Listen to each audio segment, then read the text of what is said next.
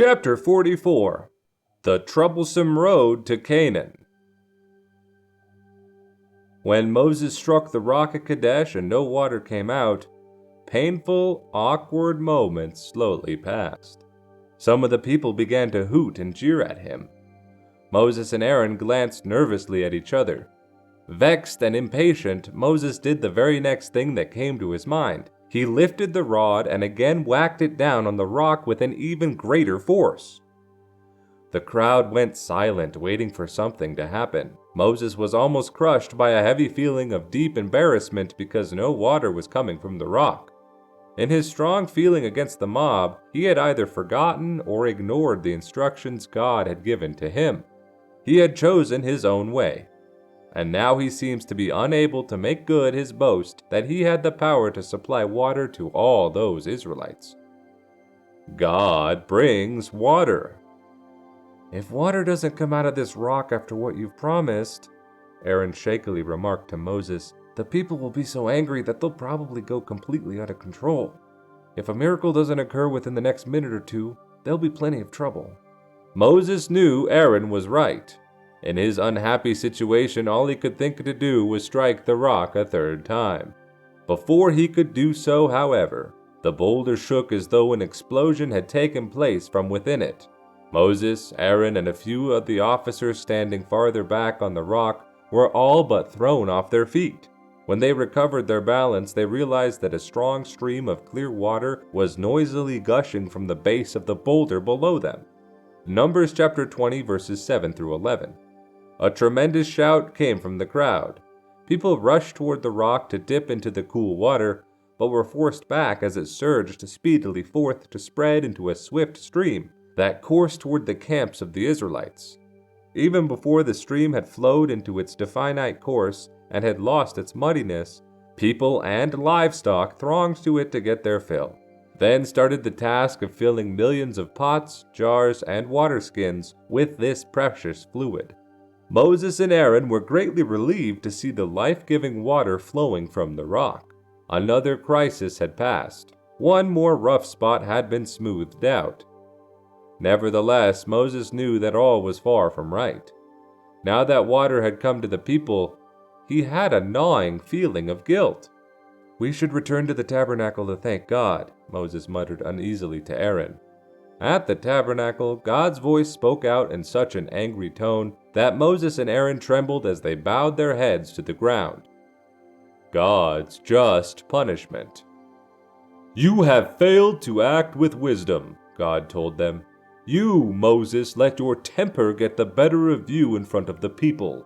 Then, instead of speaking to the rock as you were instructed, you struck it. In fact, you struck it twice, as though it were necessary to keep on flogging it in order for something to happen. You also gave the people the impression that it was through your power and not mine that a miracle would produce water. And you, Aaron, spoke and acted in agreement with your brother's wrong attitude. Because you have acted with such independence and have tried to take credit for a miracle that only your Creator could perform, you have failed to honor me before the people. Therefore, neither of you shall be permitted to reach Canaan with your people." Numbers chapter 20 verses 12 and 13, verses 23 and 24, and Numbers chapter 27 verses 12 through 14. Moses and Aaron remained on the ground, kneeling in stunned, painful silence. This pronouncement from God felt like a sudden death sentence. It meant they would not be allowed to enter the promised land for which they had been striving for so many years. Moses and Aaron repented of what they had done, and God forgave them, but that did not mean God would remove the penalty in this life. Some sins we still must suffer from even though God has forgiven us. A few minutes later, when they were certain that God had nothing more to say on this matter, they got up and trudged off to their tents. It was plain to them that God had no favorites, and that he would punish the disobedient in high offices no less than he would punish the disobedient of the lowest rank. A fact worth remembering is that the more one is educated and trained in God's service, the more God requires of that person. Moses and Aaron repent. Even though Moses and Aaron were denied the privilege of entering Canaan with their people, they repented and will undoubtedly reach a much richer promised land, that of the future, when Jesus Christ comes to rule the world in only a few years from now. Those resurrected for service under Christ will surely include Moses and Aaron. Whatever Moses and Aaron thought about their future, their duties still existed. Aaron faithfully continued as high priest. Moses had to make daily decisions as usual. The greatest decision while the people were in Kadesh was how the Israelites should proceed toward Canaan from that point. There was more than one route to Canaan from Kadesh.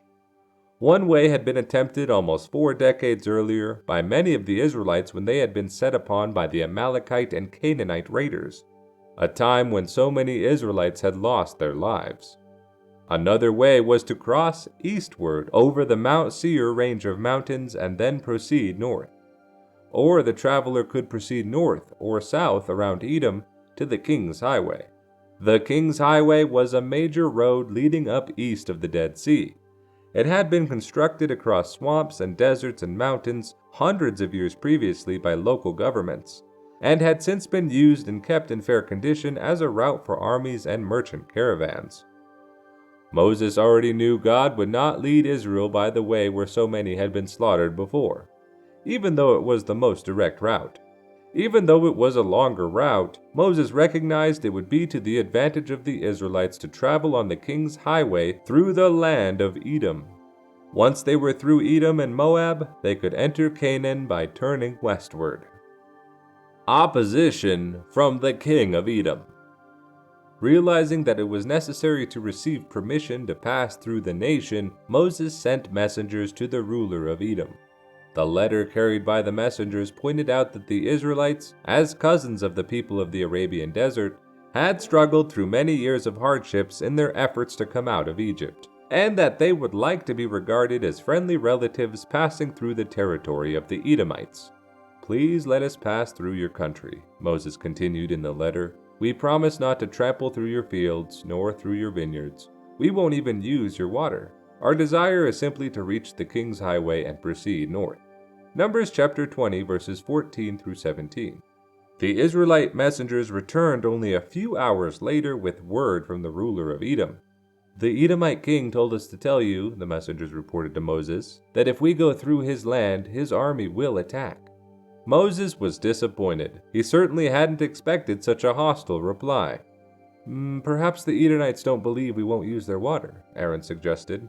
"They might agree to our moving through their lands if we would offer to pay for any water we should use." The idea is worth trying," Moses remarked after pondering a few moments. Later, another set of Israelite messengers returned from Edom with an answer to Moses' second request. "The king wants you to know," the men reported to Moses, "that our people can't come through his land under any circumstances.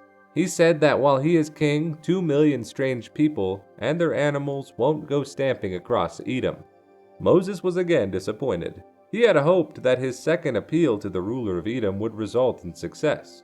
Before he could express his thoughts, however, an officer arrived to excitedly announce that Edomite troops were approaching from the north. Right after the messengers returned, one of Moses' officers shouted to look back to the northeast. Moses and those about him turned to see a vast line of figures silhouetted against the sky atop the ridge in the area where the trail led into Edom and toward the King's Highway. Sunlight reflected in strong glints from those distant figures, indicating that they had swords, spears, and were wearing armor. The Edomite army had arrived. A narrow escape.